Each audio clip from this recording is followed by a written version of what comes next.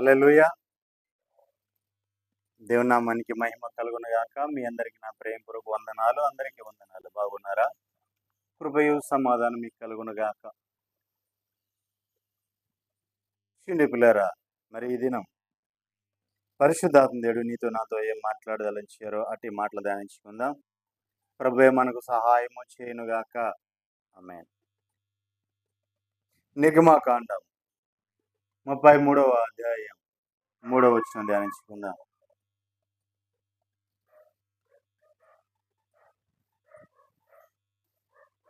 నిర్గమాకాండం 33వ అధ్యాయం 3వ వచనం ధ్యానించుకుందాం.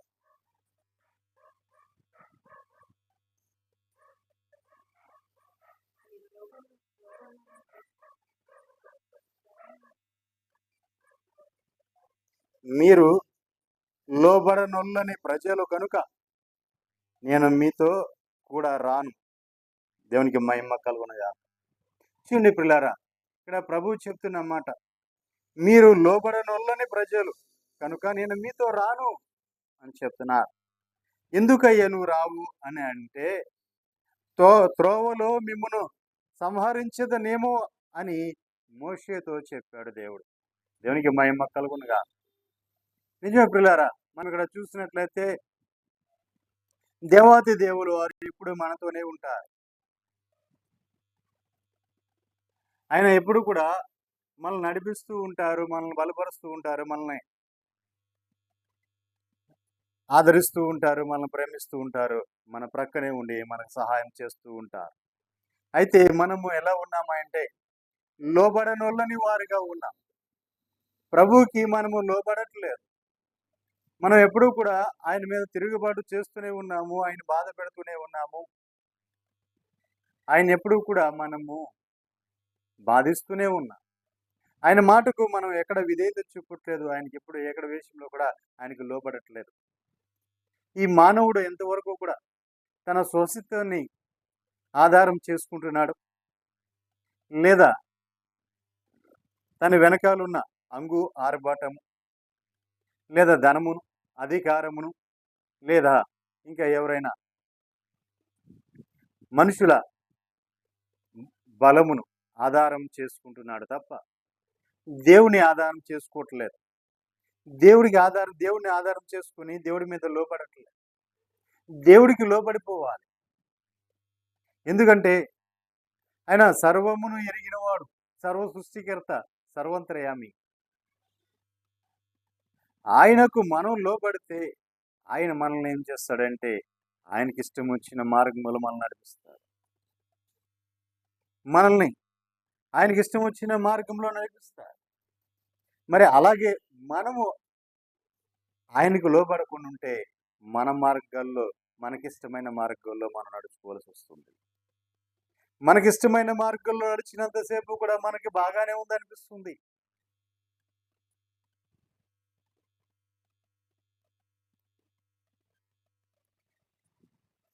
ఒకని మార్గం ఒకనికి సరైనదిగానే కనిపిస్తూ ఉంటది. మనకి ఇష్టం వచ్చిన మార్గంలో మనం వెళ్ళినంతసేపు కూడా అది మన మంచి మార్గంలోనే వెళ్తున్నాము అనిపిస్తూ ఉంటుంది. మనం ఏది చేసినా మంచి అనిపిస్తూ ఉంటుంది. చెడు చేసినా అది మనకి మంచిదే కాబట్టి మనం చేసుకుంటున్నాం, అది మనకు ఉపయోగం ఉంది కదా అని అనిపిస్తూ ఉంటుంది. కాబట్టి మీరు లోబడనోళ్ళని ప్రజలు గనుక నేను మీతో కూడా రాను అని ప్రభు చెప్తున్నాడు. ఎందుకంటే త్రోవలో మిమ్మును సంహరించదనేమో అని మోషేతో చెప్పాను. ఒకవేళ ఆయన వెళ్ళమన్న మార్గములో వెళ్ళకోకుండా, ఆయన చెప్పిన మాట వినకుండా, ఆయనకు ఎదురు తిరిగి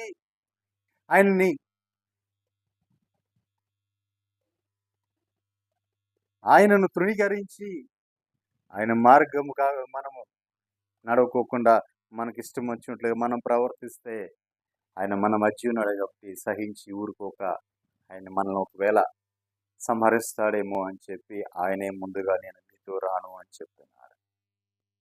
దేవునికి మహిమ కలుగునుగా. 5వ వచనం చూద్దాం.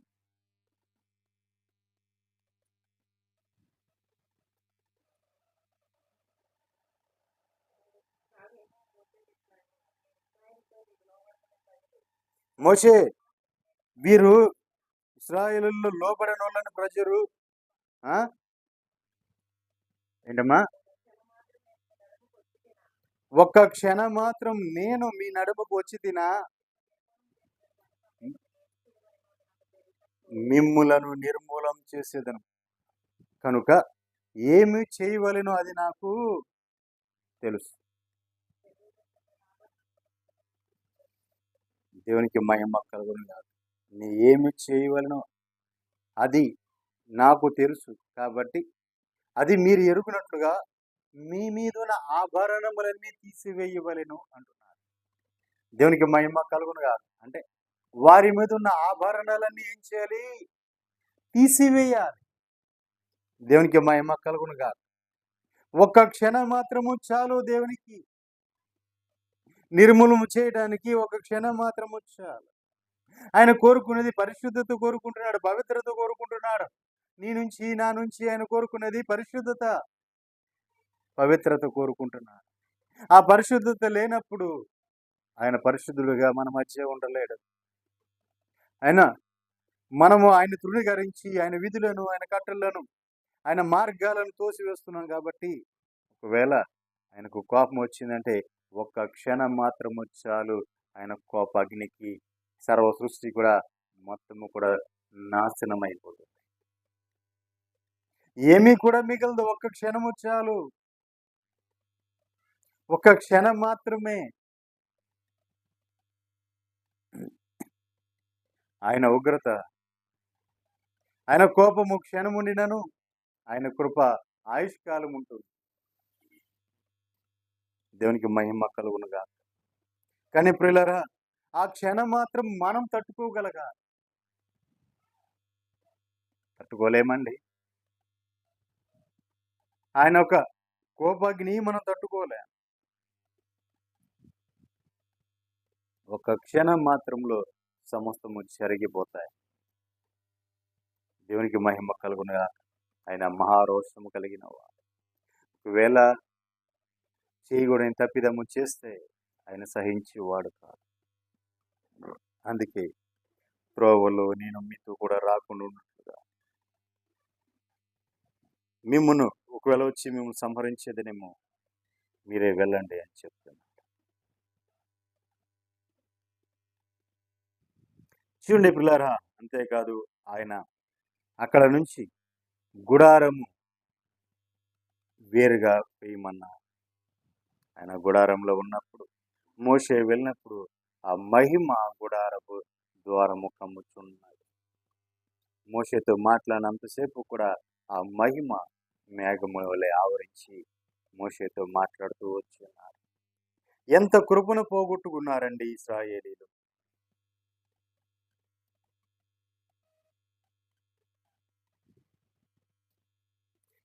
వీళ్ళు చేసింది ఏంటయ్యా అంటే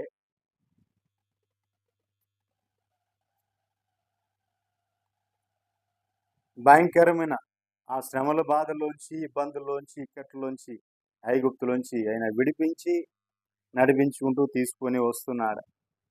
వారితోనే ఉంటూ వారిని నడిపించుకుంటూ వస్తున్న దేవుడు. సీనాయి పర్వతం దగ్గర వచ్చే వాళ్ళకి మోషేని పిలిచి, మోషే వీళ్ళందరిని పరిశుద్ధపరచు, వీరు నా మహిమ చూస్తారు అన్నప్పుడు వారందరూ కూడా దేవుని యొక్క మహిమను కల్లారా చూశారు. చూసిన తర్వాత వారందరిని కింద ఉండమను, నీవు మాత్రమే పైకి రా అంటే మోషే వారందరికీ ఆజ్ఞాపించి, మీరు పర్వతం దగ్గరికి రావద్దు, వస్తే మీరు చనిపోతారు, కాబట్టి మీరు ఇక్కడే ఉండండి, కనిపెడుతూ ఉండండి, ఇదిగో నేను దేవునితో మాట్లాడి వస్తాను అని చెప్పి మోషే ఆ పర్వతం మీదకి వెళ్ళాడు. మోషే అక్కడ తడువు చేయగా, అంటే 40 రాత్రులు 40 పగళ్ళు దేవునితో కలిసి మోషే అక్కడ సాంగత్యం చేస్తున్నాడు. కింద ఇశ్రాయేల్ ప్రజలందరూ ఉన్నారు. అయితే ఈ 40 రాత్రులు 40 పగళ్ళ ఏర్పాట్లకి వీళ్ళలో కొందరు లేచారు. లేచి ఆ మోషే ఏమయ్యాడో మాకు తెలియదు, ఇక్కడ వరకు తీసుకుని వచ్చాడు, ఐగుప్తు నుంచి మమ్మల్ని విడిపించి ఇక్కడ వరకు తీసుకుని వచ్చాడు, ఇదిగో ఇక్కడ నుంచి ఐగుప్తుకు తీసుకుని వెళ్ళడానికి మాకు ఒక దేవత కావాలి, కాబట్టి మాకు ఒక దేవతను చేయండి అని చెప్పినప్పుడు అతడు ఏం చేశాడు అంటే, మీ బంగారం అంత ముక్కులకి చెవులకు ఉన్నాయని తీసి ఇవ్వమన్నాడు. వాటితో ఒక పోత విగ్రహం పోసాడు. ఆ విగ్రహాన్ని పోసిన తర్వాత ఆ విగ్రహాన్ని బలి అర్పించి దాన్ని ఆడాలని చెప్పి అందరూ కూడా ఆరాధించాలని నిర్ణయించుకున్నారు. తెల్లారి అందరూ వచ్చారు, బలులు అర్పించారు, దాన్ని సాగిలపడ్డారు, ఆరాధించారు. తర్వాత జనులు ఏం చేస్తున్నారంటే తినుటకును, కూర్చుండుటకు, ఆడుటకు లేచారు. తినడానికి, తాగడానికి, కూర్చోవడానికి, ఆడడానికి లేచారు. విచ్చలవిడితనం చేస్తున్నారు. దేవుడు చెప్తున్నాడు, మోషే అదిగో చూడు, నీవు ఐగుప్తు నుంచి తీసుకొచ్చి నీ ప్రజలు చూడు తప్పిపోయి కట్టు తప్పి వారు తిరుగుచున్నారు చూడు.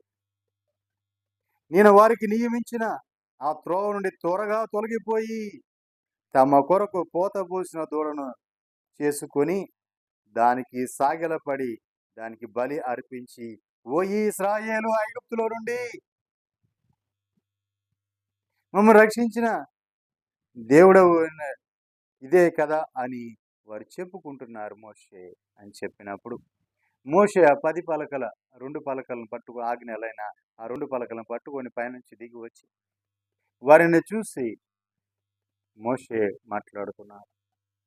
కానీ అక్కడ అంతకు ముందే దేవుడు అన్నాడు, మోషే నువ్వు పక్కకు తప్పుకో, ఇదిగో వీరందరినీ నమ్ముల నాశనం చేసేస్తాను. వీరింత త్వరగా నా నుంచి తప్పిపోయారు మోషే, నా నుంచి తొలగిపోయారు. తమ కొరకు పోత పోసిన దూడలను చేసుకునేవారు దానికి సాగిలపడి బలులు అర్పించి, ఓ ఇశ్రాయేలు వినుము, ఐగుప్తులోంచి నిన్ను రక్షించిన దేవుడు ఇదే అని వారు చెప్పుకుంటున్నారు మోషే. వారు నా త్రోవలోంచి ఇంత త్వరగా తొలగిపోయారు మోషే, నీవు తప్పుకో, నిన్ను నేను గొప్ప జనం చేయబోతున్నాను. వీళ్ళందరినీ నశింప చేసి నేను గొప్ప జనంగా చేస్తాను.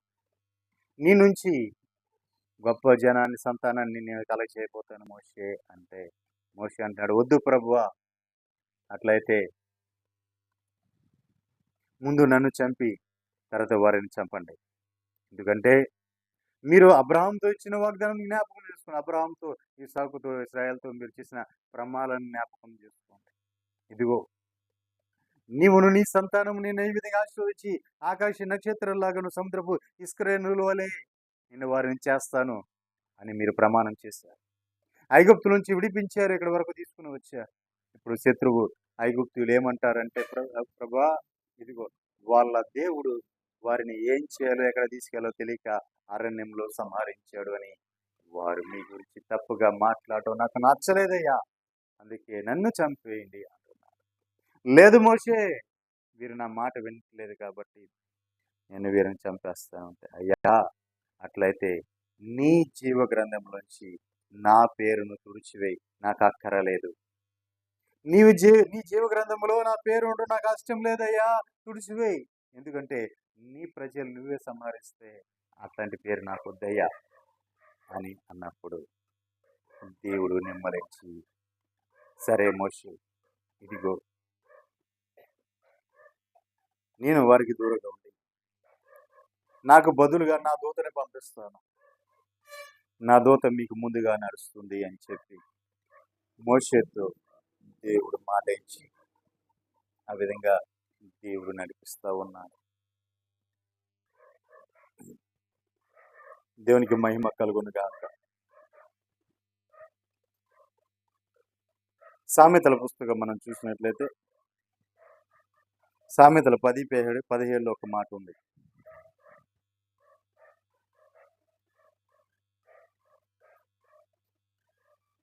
ఉపదేశం అంగీకరించేవాడు జీవ మార్గంలో ఉన్నాడు,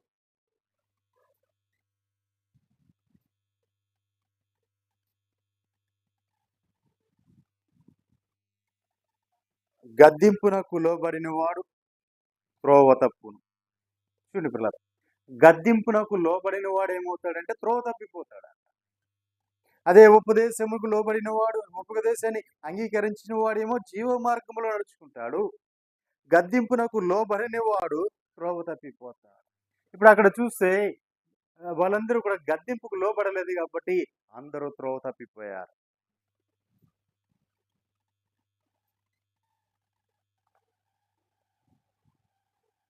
అందుకే అపోస్తుల కార్యాలు 7వ అధ్యాయం 51వ వచనంలో ఒక మాట ఉంది చూడండి.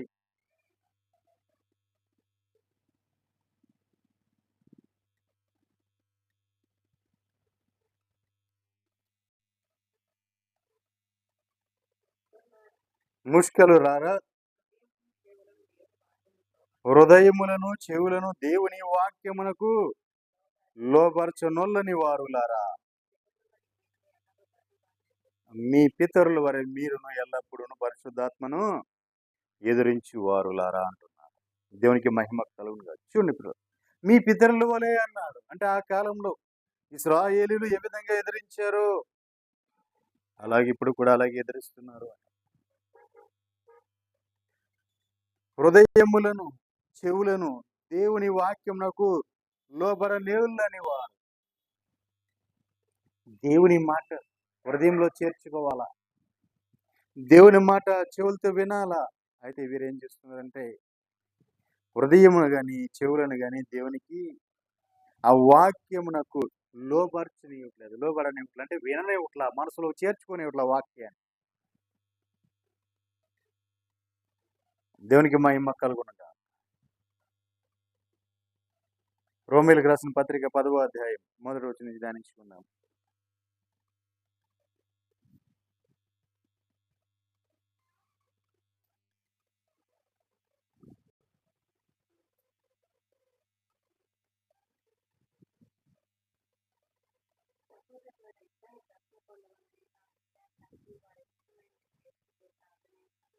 చూడండి పిల్లారా, సహోదరులారా, ఇశ్రాయేలీయులందరూ కూడా రక్షణ పొందాలని నా హృదయ వాంఛ కలిగి ఉన్నాను. ఆ విధంగా నేను కోరుకుంటున్నాను. ఎందుకంటే వారందరూ కూడా రక్షణ పొందాలి, ఇశ్రాయేల్ అందరూ కూడా రక్షణ పొందాలని నేను కోరుకుంటున్నాను. వారు దేవుని యందు ఆసక్తి ఉంది వారికి, ఆసక్తి గలవారని నేను వారి గురించి సాక్ష్యం ఇచ్చాను. చూడండి, అయినా సరే వారి ఆసక్తి, దేవుని యందు ఆసక్తి జ్ఞానానుసారమైన ఆసక్తి కాదండి. అది జ్ఞానానుసారమైన ఆసక్తి కాదు. మరి ఏ ఆసక్తి అండి?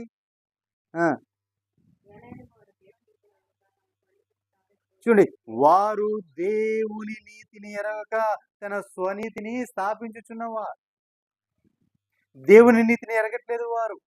మరి ఏమి ఎరుగుతున్నారంటే తన స్వనీతిని అక్కడ స్థాపిస్తున్నారు. దేవుని నీతిని ఎరగట్ల అంటే వాళ్ళ స్వనీతిని, అంటే స్వంత నీతిని, దేవుడి యొక్క నీతిని పక్కన పెట్టి వారి స్వంత నీతిని అక్కడ స్థాపిస్తున్నారు.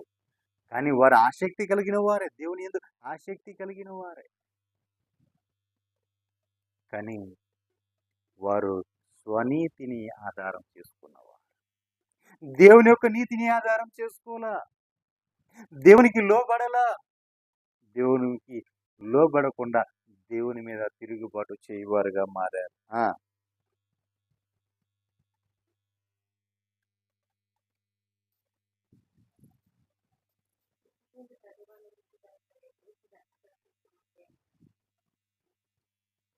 విశ్వసించే ప్రతి వారికి కూడా నీతి కలగాలి. దేవుని యందు ఎవరైతే విశ్వాసం ఉంచుతున్నారో ఆ ప్రతి వాని కూడా నీతి కలుగు నిమిత్తమై దేవుడు ధర్మశాస్త్రానికి ఆధారమై. దేవునికి మహిమ కలుగునుగా. చూడండి, మానవులు ఏ విధంగా తప్పిపోతున్నారంటే యెషయా పుస్తకం 65వ అధ్యాయం 1వ వచనం నుంచి ధ్యానించుకుందాం.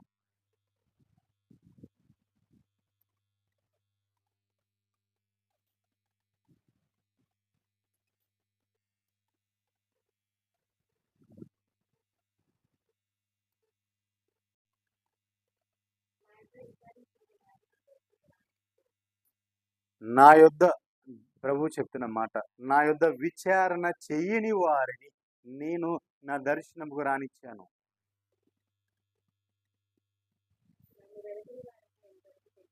దేవుని వెతకని వారికి దేవుడు దొరికాడు, అంటే నన్ను వెతకని వారికి నేను దొరికాను అని చెప్తాను.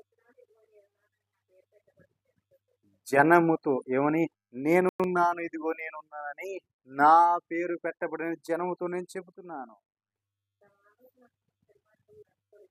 కానీ వారేమో ఎలా ఉన్నారు తెలుసా? తమ ఆలోచనలను అనుసరించి వారు చెడు మార్గంలో నడుచుకుంటున్నారు. తమ ఆలోచనలను అనుసరించి చెడు మార్గంలో, దేవుని మార్గంలో నడుచుకోవట్లేదు. దేవుని ఆలోచనలు వారికి అక్కర్లేదు. దేవుని యొక్క మార్గాలు వారికి అక్కర్లేదు. వారు తమ ఆలోచనల చొప్పున చెడు మార్గాల్లో నడుచుకోవటానికి వాళ్ళు అలవాటు పడిపోయారు. ఆ!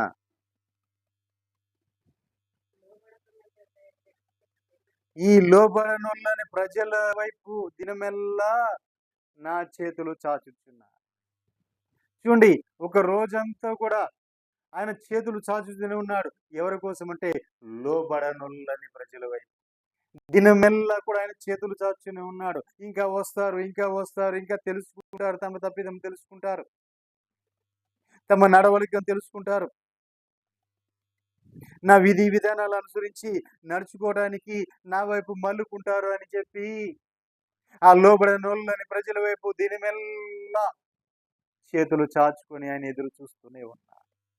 ఎందుకంటే వారు వెనకపోయినా ఈయన దొరికేశాడు.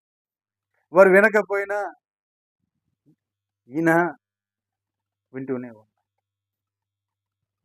వాళ్ళు వెనకపోయినా ఈయన దొరికాడు. వాళ్ళు పిలవకపోయినా ఈయన పలుకుతూనే ఉన్నాడు. నిజమే ప్రియులారా, దేవుడు మన పక్షముగా ఉండి, మన దగ్గరగా ఉండి, మనల్ని ఎంతగానో ప్రేమించి ఎన్నడూ కూడా మన చేయి విడువక ఆయన మనకి ఎదురుగానే ఉంది. ఇదిగో నాయనా, ఇదే మార్గం, ఇరు మార్గంలో ఉన్నాడు. నీది మేలు చేయి మార్గం ఇది, ఇది రక్షణ మార్గం ఇది, ఇది జీవ మార్గం ఇది అని ఆ మార్గాన్ని చూపిస్తుంటే, ఆయన మన ముందుండి మనకు మార్గాన్ని చూపిస్తుంటే, మాటను విననొల్లని ప్రజలుగా మనం ఏం చేస్తున్నాము? ఆ మార్గంలో వెళ్ళకూడదు. మనకి ఇదే సరియైన మార్గం. ఇదే మనకు ఆ చూడు రమ్యమైన మార్గం. ఈ మార్గమే మనకు దగ్గర మార్గం. ఈ మార్గమే మనకు సంతోషాన్నిచ్చే మార్గం. ఈ మార్గం మనకు ఆనందాన్నిచ్చే మార్గం అని చెప్పి మనకిష్టమైన మార్గాల్లో మనం వెళ్తున్నాం తప్ప దేవుని మార్గాలు ఆ దేవుని మార్గాలు గుర్తెరిగి ఆ మార్గాల్లో మనం నడవలేకపోతున్నాం. అయినను తప్పిపోయిన నా కుమారుడు తిరిగి వస్తాడు అన్నట్లుగా నీవు ఆయన తృణీకరించి బయటకు వెళ్ళినాను, ఆయన విసర్జించి నువ్వు దూరంగా వెళ్ళిపోయినాను, తెలుసుకుని వస్తావు అని చెప్పి ఆయన దినమెల్ల లోబడనొల్లని వారి వైపు ఆయన చేతులు చాచి ఉంచాడు. దేవునికి మహిమ కలుగునుగా. కింద వచ్చిన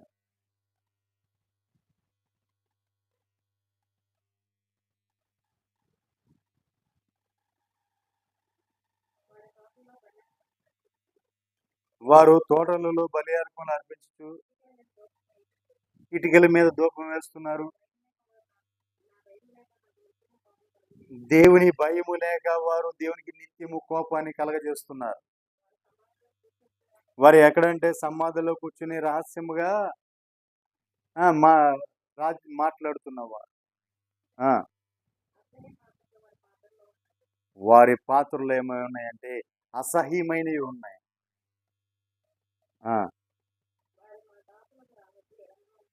వారు వారు ఏం చెప్తున్నారంటే దేవునితోనే చెప్తున్నారు. ఏమని? నువ్వు మా దగ్గరికి రావద్దు, మా దాపుకు నువ్వు రావద్దు, ఎందుకంటే నీకంటే మేమే పరిశుద్ధులమని చెప్పుకుంటున్నాం. అంటే చూడండి పిల్లరా, దేవునికంటే సుఖానుభవం ఎక్కువ కలిగిన వారు, దేవుని కంటే వాళ్ళు పరిశుద్ధులు అని చెప్పి చాలా మంది ఈ రోజుల్లో ఫీల్ అయిపోతున్న వారు చాలా మంది ఉన్నారు. దేవుని కంటే కూడా మేము పరిశుద్ధులం అని ఫీల్ అయిపోతున్నారు. దేవుడే వచ్చి ఉంచున్న షూలమతి వలె ఇంకా ఇంకా ఇంకా ఆయన వచ్చి తలుపు తడుతున్నాడు. అమ్మా నేనమ్మా వచ్చిన నా కోసం ఇప్పటి వరకు ఇంతకాలం ఎదురు చూస్తున్నావు కదా, నేను వచ్చినమ్మా, నేను తీసుకువెళ్ళడానికి వచ్చానమ్మా. అయ్యా ఇంకొంచేపు ఆగండి, ఇంకా కొంచెంసేపు, నేను ఇదిగో ఒంటికి జటమాంస రాసుకున్నాను, అయ్యా నేను వస్త్రం లేకుండా ఉన్నాను అని ఇంకా కొంచెం అన్నట్లుగా వాళ్ళు మేమే పరిశుద్ధులమని దేవుని కంటే కూడా మేమే పరిశుద్ధులమని వారు చెప్పుకొనిచున్నారు.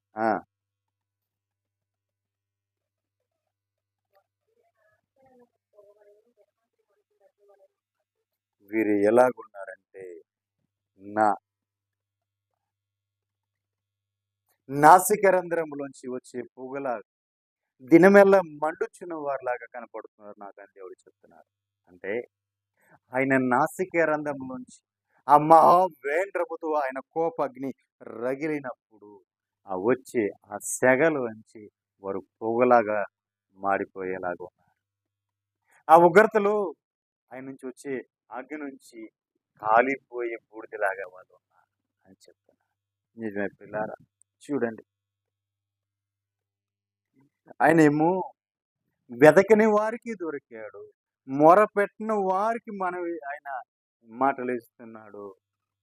అంతేకాదు, వారి కోసం దీనివల్ల చేతులు చాచి ఆయన చూస్తున్నాడు, ఎదురు చూస్తున్నాడు. కాబట్టి ఆయనంటే అలు అలుసైపోయి, ఆయనంటే లోకువైపోయి, ఎందుకంటే మన కోసమే చూస్తున్నాడే కదా. చాలా మంది ఈరోజు అట్లే ఉన్నారు. చాలా మంది అట్లే ఉన్నారు. సేవకుడు పని చేయాలి, సేవకుడు వస్తాడు, ఎందుకు రాడు? మనం కానికిస్తున్నాం. వచ్చి మన కోసం ప్రార్థన చేస్తాడు, ఎందుకు చేయడు? మనం అతనికి కానికిస్తున్నాం. ఎక్కడికి వెళ్తాడు, అతనే వస్తాడు. అతనే అంత, అంటే అంత చిన్న చూపు అయిపోయాను, చిన్న చూపు. ఎందుకు అయ్యా ఇలాగ జరుగుతుంది అంటే, నీవు ఆ సేవకుడు యొక్క కన్నీటి ప్రార్థన గుర్తించలేకపోతున్నావు. ఆ సేవకుడి యొక్క ఆ అనుభవం, మోకాళ్ళ అనుభవం గుర్తించలేకపోతున్నావు. దేవుడు కృప చూపుతున్నాడు అనుకుంటున్నావు, ఆ సేవకుడు పలుకుతున్నాడు అయిపోతుంది. ఎందుకంటే నేను ఆ సేవకుడు కానికి పెడుతున్నాను, సేవకుడు నా కోసం ప్రార్థన చేస్తున్నాడు అని నువ్వు అనుకుంటున్నావు తప్ప, నీ మనసు సరిగ్గా లేకపోయినా, నువ్వు చెడిపోయినా, నీవు స్వార్థపూర్తిగా అసూయను మారిపోయినా, మునుపున్న భక్తి, మునుపున్న విశ్వాసము నీలో లేకపోయినా, ఆ సేవకుడి ప్రార్థన వలన నీ కార్యములు జరుగుతున్నాయని నువ్వు గుర్తెరగటం మర్చిపోయావు. దేవునికి అంటే కూడా నేనే పరిశుద్ధుడు, నాదే పరిశుద్ధత అంటే సేవకుడి కంటే కూడా నేనే ఎక్కువ ప్రార్థన చేస్తే, మా ప్రార్థనలు మా నీతి ఏనండి, మమ్మల్ని రక్షించాయి. సేవకుడితో మాకు పని లేదండి. మళ్ళీ సేవకుడిని పిలిచిన కానిచ్చి మళ్ళీ సేవకుడికి ఎంతో కొంత కానుక పెట్టాలా, దేవునికి మహిమ కలుగునగా అని మేము ప్రార్థన చేసుకున్నామండి. ఇక ప్రభు కార్యం చేశాడండి. ఏ పనన్నా చేయాలనుకుంటే ఫస్ట్ ముందు ఏమో సేవకుడికి చెప్పి సేవకుడు ప్రార్థన చేస్తే కార్యం జరిగేది, ఆ పని ప్రారంభించేది. ఇప్పుడు అట్లా కాదు, మాకు మేమే ప్రారంభించేసుకుందాం, మనకు మనం ప్రార్థన చేసుకుందాం, మనం ప్రార్థన చేసుకుని చేద్దాం. మళ్ళీ సేవకుడు చెప్పిన, సేవకుడు చేసిన, మళ్ళీ ఆయన పిలిస్తే, మళ్ళీ ఆయన చెప్తే, మళ్ళీ ఎక్కడ దాంట్లో మనము దశమ భాగం ఇవ్వాల్సి వస్తుందో, ప్రార్థన చేస్తే కానుక పెట్టాల్సి వస్తుందో, ఎందుకు ఆయన చెప్పడం ఎందుకు, మనకు మనమే చేసుకుందాం అనే స్థాయికి ప్రజలు ఎగబగిపోతారు. ఆ సేవకుడు ఎందుకు మధ్యవర్తిగా, నీకోసం ప్రాయశ్చిత్తం చేసేవాడుగా, ప్రభువుకు నేను దగ్గర చేసేవాడిగా, సేవకుడిని దేవుడు ఊరిని నిలబెట్టుకున్నాడా? నీ దోషములన్నీ భరించేవాడు ఒకడు కావాలి. ఆ దోషములు, పాపము అతని మీద మోపబడాలి. అప్పుడు నీవు పరిశుద్ధపరచబడాలి.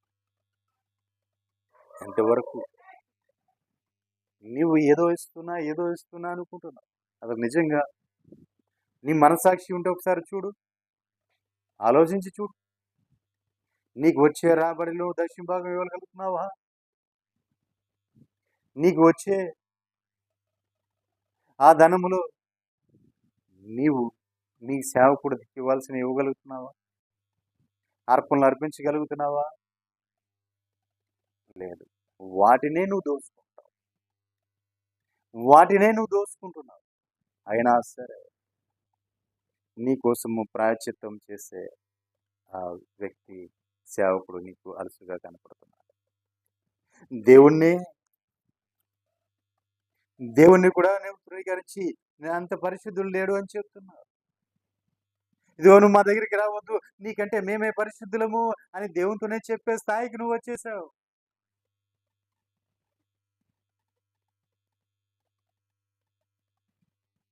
మరి ప్రియులారా, ఆ స్థాయికి నీవు ఎగబాకి దేంట్లో ఎగబాకాలో, దేంట్లో నువ్వు గొప్ప చేయబడాలో, దేంట్లో నువ్వు వృద్ధి చెందాలో, దాంట్లో వృద్ధి చెందకోకుండా నీకిష్టం వచ్చిన మార్గాల్లో నువ్వు వృద్ధి చెందాలి. నీ తలంపులు, నీ ఆలోచనలు పట్టుకొని నీ నిర్ణయాలు నువ్వు తీసుకుంటావు. దేవునికి మహిమ కలుగును గాక. హెబ్రీయులకు రాసిన పత్రిక 11వ అధ్యాయం 8వ వచనం.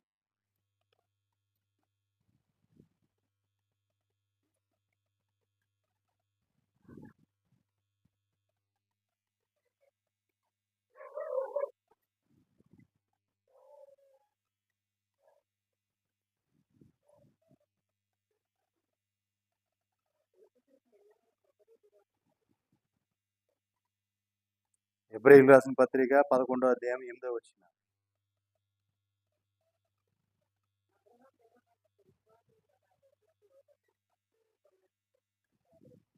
అబ్రహాము విశ్వాసమును బట్టి ఆ పిలుపునకు లోబడి ఉన్నా, ఎక్కడికి వెళ్ళాలో తెలియని అబ్రహాము తన విశ్వాసము ద్వారా వెళ్ళవలసిన చోటుకి వెళ్ళి నిలబడ్డాడు. దేవునికి మహిమ కలుగునుగా. చూడండి పిల్లరా, ఆ విశ్వాసమును బట్టి ఆ పిలుపునకు లోబడిపోయిన అబ్రహాముని చూద్దాం. విశ్వాసముతో లోబడిపోయాడు అబ్రహాము. అబ్రహామా, ఇదిగో నీకు ఈ దేశాన్ని శ్వాసంగా ఇవ్వబోతున్నాను, నీవు బయలుదేరి రా అంటే, ప్రభువా నేను ఎక్కడికి రాను, ఎటు రాను, ఏ దిక్కుకు రాను అని అడక్కోకుండా దేవుని యందున్న అబ్రహాము పెట్టుకున్న విశ్వాసము ద్వారా ఆ చేరుకోవలసిన చోటికి అబ్రహాం చేరుకోగలిగాడు. చూడండి, ఏ దిక్కుకు వెళ్ళాలో తెలియదు, ఏ పక్కకు వెళ్ళాలో తెలియదు, ఏ మార్గం గుండా వెళ్ళాలో తెలియదు, ఎటువైపు వెళ్ళాలో తెలియదు. కానీ ఒకే ఒక విశ్వాసం ఉంది. నా దేవుడు నాకు ఇస్తానన్న ఆ వాగ్దాన భూమిలో నన్ను నడిపించి అక్కడ నిలబెడతాడు అని ఆ విశ్వాసము చొప్పున అబ్రహాము నడుస్తూ వెళ్తుంటే దేవుడు తన మార్గాలను సిద్ధపరిచి ఆ మార్గంలో నడిపించుకుంటూ అబ్రహాము దేవుడు ఇస్తాను అని చెప్పి వాగ్దాన దేశంలో అబ్రహాము నిలబెట్టాడు. దేవునికి మహిమ కలుగును గాక. హల్లెలూయా. కాబట్టి ప్రియులారా,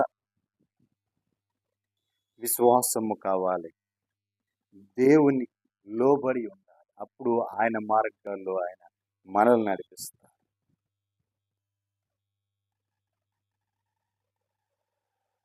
అలా మనం దేవుడికి లోబడి ఉండి మనం ఏం చేయాలంటే అపవాదిని ఎదురించాలి. మనము దేవుడికి లోబడి ఉండాలి. లోబడి అపవాదిని మనం ఎదిరించి వారు ఉండాలి. సాతాను సులువుగా చిక్కులు పెట్టి మనల్ని పక్కదారి పట్టిస్తూ ఉంటారు. అలాంటి వాడిని మనం ఏం చేయాలి? దేవునికి లోబడి ఉన్నప్పుడు దేవుడు నడిపించే మార్గంలో మనం నడుచుకుని అతన్ని మనము ఎదురించి వారుగా ఉంటాం. మీరు దేవుని యొద్దకు రండి, అప్పుడు ఆయన మీ యొద్దకు వచ్చును. ఎప్పుడైతే మనము దేవుని దగ్గరికి వెళ్తామో దేవుడు మన దగ్గరికి వస్తాడు. దేవునికి మహిమ కలుగునుగా. రోమీయులకు రాసిన పత్రిక 9వ అధ్యాయము 26వ వచనం మనం చూసినట్లయితే, నువ్వు ఎప్పుడైతే దేవునికి లోబడి దేవుని దగ్గరికి వస్తావో అప్పుడు నా ప్రభువుని ఏమంటాడంటే, ఏమని పిలుస్తాడు అంటే,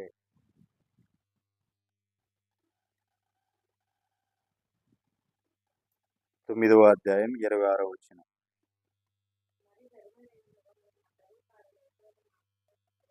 మీరు నా ప్రజలు కారని ఏ చోటైతే చెప్పబడినో ఆ చోటనే జీవము కలిగిన దేవుని కుమారులని మీకు పేరు పెట్టబడును. హల్లెలూయా. ప్రభువుకి కోపం పుట్టించి, ఆయనకి ఆయాసకరమైన పనులు చేసి, ఆయనకి దేవునికి విరుద్ధమైన మార్గాల్లో నడుచుకుని, ఆయనకు కోపం పుట్టించి, వీరిని నేను ఎరగను అని దేవుడు ఎక్కడైతే నిన్ను తృణీకరించాడో, నీ గురించి ఆయన ఎక్కడైతే మాట్లాడాడో, వీళ్ళు నా ప్రజలు కారని ఏ చోటునైతే ఆయన చెప్పాడో, అదే చోటు జీవము గల దేవుని కుమారులని వారికి పేరు పెట్టబోతున్నాడు. దేవునికి మహిమ కలుగును గాక. 1 పేతురు పత్రిక 2వ అధ్యాయం 9వ వచనంతో ముగించుకుందాం.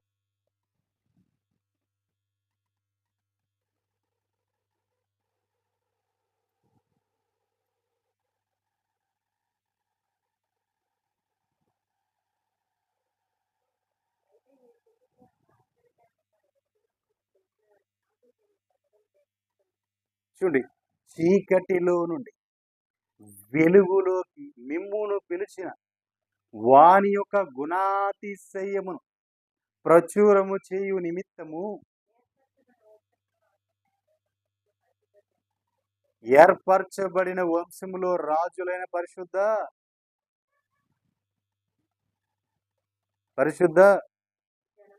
జనమును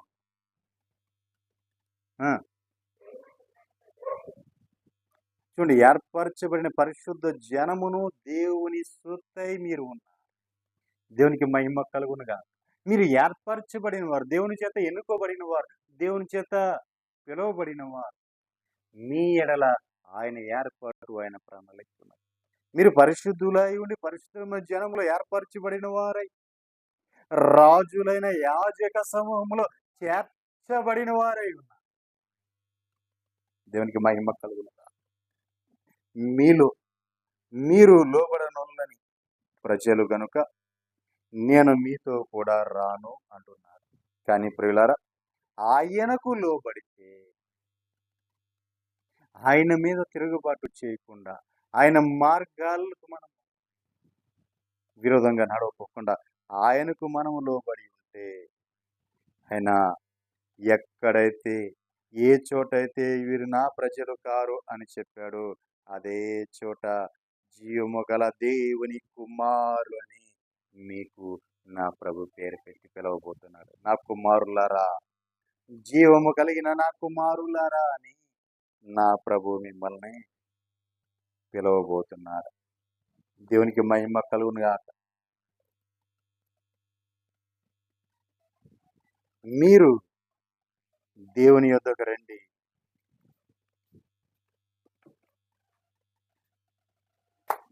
మీరు దేవుని యొద్దకు రండి, అప్పుడు దేవుడు మీ యొద్దకు వస్తాడు. ఎందుకంటే మన పితరులతో ఆయన మమేకమై వారిని నడిపించుకుంటూ తీసుకుని వెళ్తుంటే, వారు చేసిన హేయ క్రియలను బట్టి, ఆ విగ్రహారాధనలను బట్టి ఆయన వారి నుంచి దూరమై పాలెముకు ప్రక్కన ప్రత్యక్షపు గుడారము వేయించాడు మోషేతో. అప్పటి వరకు వేయించలేదు. మోషే, ఇదిగో వారికి వేరుగా ప్రత్యక్ష గుడారం. దేవునికి మహిమ కలుగునుగా. అప్పటి వరకు ఎక్కడున్నాడు ప్రభువు అంటే, వారితోనే ఉన్నాడు, వారిలోనే ఉన్నాడు, వారితో కలిసే ఉన్నాడు. ప్రియులారా, మరి మీరు కూడా ఆయనతో కలిసి ఉండే అనుభవం ఉంటే, ఆయనకు విరోధ మార్గాల్లో నడవకుండా, ఆయన యొక్క ఇష్టమైన వారిగా నువ్వు మార్చబడి, ఆయన మార్గాల్లో నువ్వు నడుచుకుంటూ, ఆయన విధులను, ఆయన కట్టలను, ఆయన ఆజ్ఞలను అనుసరించి, ఆయన ఎందుకు భయభక్తులు కలిగి ఆయన మార్గాల్లో నడుస్తున్న వాడవైతే, ఆయన నీకు తన నిత్య మార్గాన్ని చూపించి ఆయనతో మమేకం చేసుకునేవాడు. కానీ నీవు ఆయన మార్గాన్ని ఎరక్క నీకు ఇష్టమట్లుగా నీ స్వసిత్తాన్ని ఆధారం చేసుకొని ఆయన మీద తిరుగుబాటు చేసి ఆయనకు విసుగు, కోపము రేపి ఆయనకి దూరం అయిపోయి, తప్పిపోయి మార్గాల్లో దొరికిపోయి నీ సొంత మార్గాల్లో నువ్వు నడుచుకుంటూ ఆయనకి విరోధంగా నీవు లేచినా సరే, ఆయన దినమెల్లా నీ కోసం చేతులు చాచుకునే ఉన్నాడు. ఎందుకు చేతులు చాచుకొని ఉన్నాడంటే, నీ తప్పిదము నీవు తెలుసుకొని ఆయన దగ్గరికి తిరిగి వస్తావు.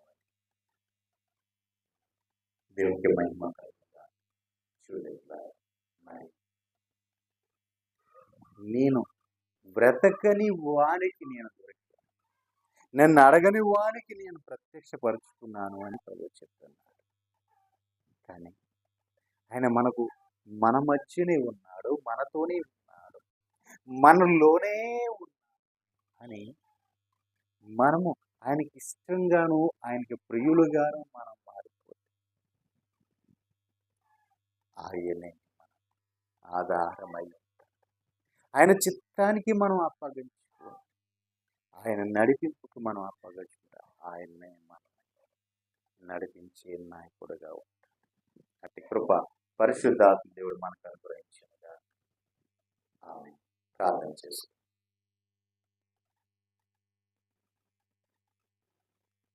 స్తోత్ర స్తోత్ర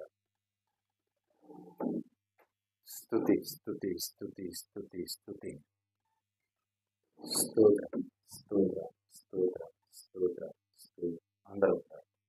అందరూ కూడా ప్రార్థన చేసి